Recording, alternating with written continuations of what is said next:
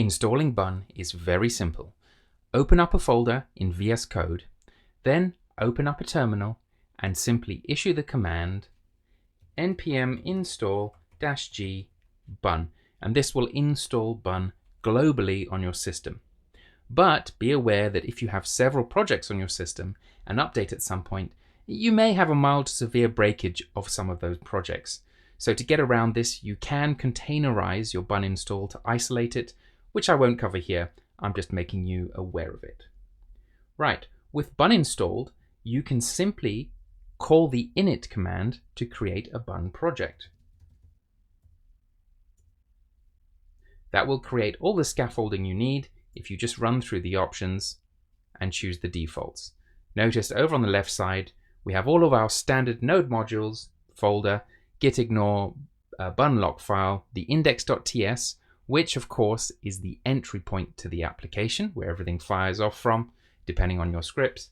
You have package.json, which includes all the dependencies that you need and some other stuff. And we have, as usual, our TypeScript configuration. Okay, so inside of the index.ts, we have a simple console message. So to see that console message, what I'm going to do is run in the terminal the following: bun run index.ts. And that will output hello via bun, which is exactly what we expect. You can also run the shortened command of bun index.ts. You don't have to actually write run.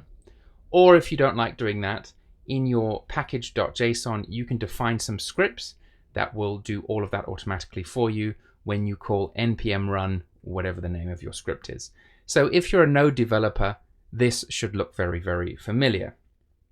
Okay, so let's create an actual server. Let's clear this console log and let's have a const server equal to, and we're going to call the global bun object, right? So when you install Bun, it also installs the types that go with it. So VS Code can pick up everything you need.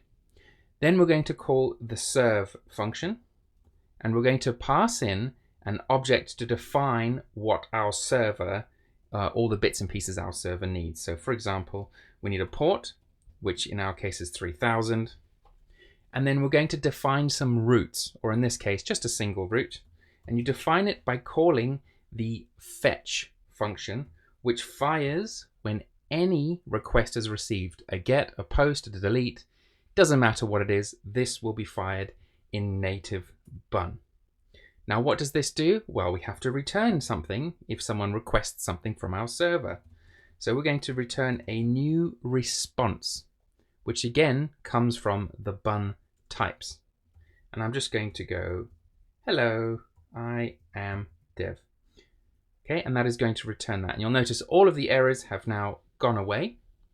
The final thing I'm going to do is when I fire this off, I want to know what port I'm listening on. So I'm just going to have a console.log and let's say listening on port.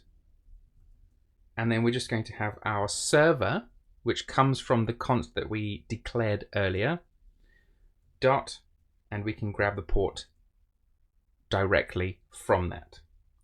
Okay, so we're going to save that. Let me just clear some space in the console, and then we're going to run bun index.ts. And there we have it. We are listening on port 3000. That's great, but how do you then call that server? Well, rather than open a browser, what we're going to do is open a new terminal over here on the right using this plus button. That means that our Bun server is still running in one terminal, and on the next terminal shell, we're going to just simply do a curl to the local host at port 3000. And we should get back, hello, I am Dev, which is what we programmed it to do. And that is how you create a basic Bun server in under, I don't know, 3 minutes. If you like this, then browse my other videos or check out my awesome Bun and Elysia course at the link in the description.